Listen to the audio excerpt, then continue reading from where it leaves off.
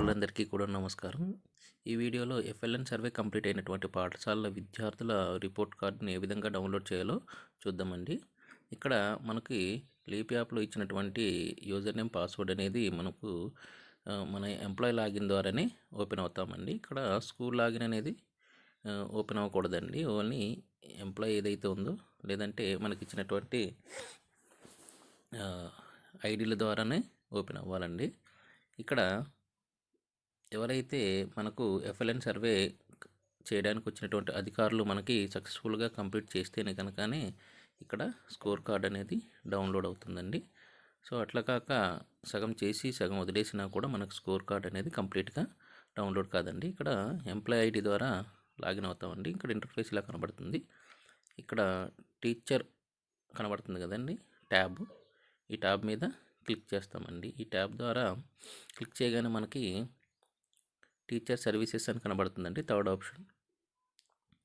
ఈ third option click చేయగానే మనకి చాలా ట్యాబ్స్ కనబడతాయి. అందులో కిందకి ఇలా స్క్రోల్ అవగానే మనకి టాప్ బాటమ్ దగ్గర ఎఫ్ఎల్ఎన్ స్కోర్ కార్డ్ అని కనబడుతుంది చూడండి.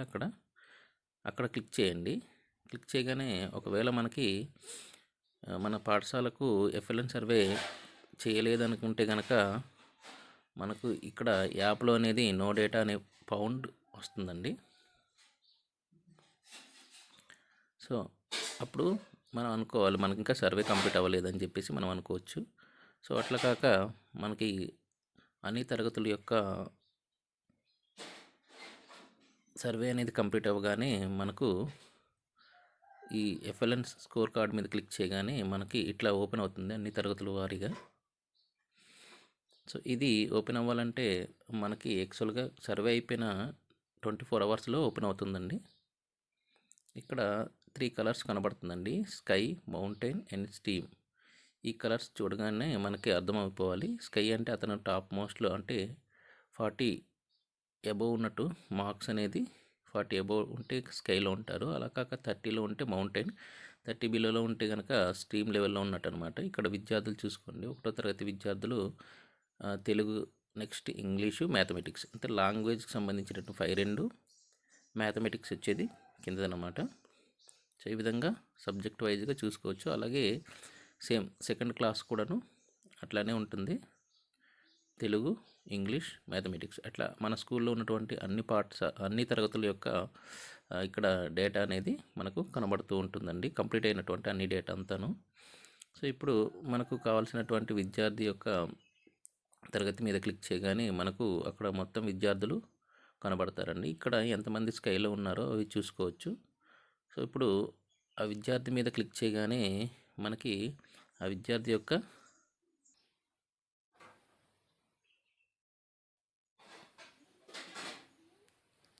ఇక్కడ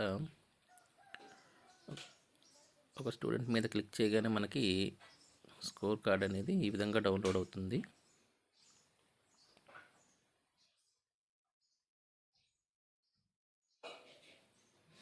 సో ఇట్లా కనబడుతుందండి. ఇక్కడ సబ్జెక్ట్ వైజ్, నెక్స్ట్ పార్ట్కి సంబంధించినటువంటిది, next competency, number of questions ఇవన్నీ కనబడుతుందండి. ఫస్ట్ లాంగ్వేజెస్ అనేది తెలుగు, ఇంగ్లీష్ 2 ఉన్నాయండి, పార్ట్ ఏ, పార్ట్ బి.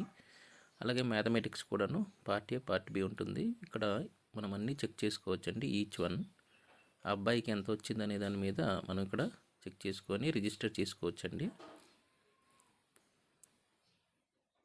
ఇక్కడ నెంబర్ ఆఫ్ క్వశ్చన్స్, దానికి ఇచ్చినటువంటి మార్క్స్, ఎలర్టెడ్ మార్క్స్ కూడా ఉంటుంది. అలాగే ఆ అబ్బాయి పొందినటువంటి మార్క్స్ కూడా ఇక్కడ కనబడుతుందండి. ఈ విధంగా మనం చెక్ చేసుకుంటూ మన ఎఫ్ఎల్ఎన్ రిజిస్టర్లో మనం అనేది ఫైల్ చేసుకోవాలండి.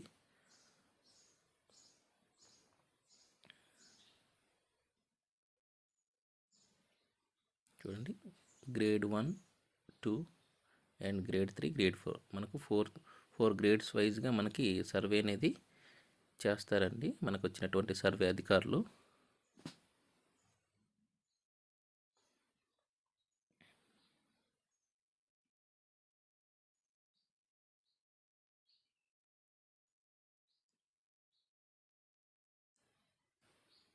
సో ఈ విధంగా సర్వే రిపోర్ట్ కార్డ్ని మనం డౌన్లోడ్ చేసుకుంటూ ఫైల్ చేసుకోవాలండి.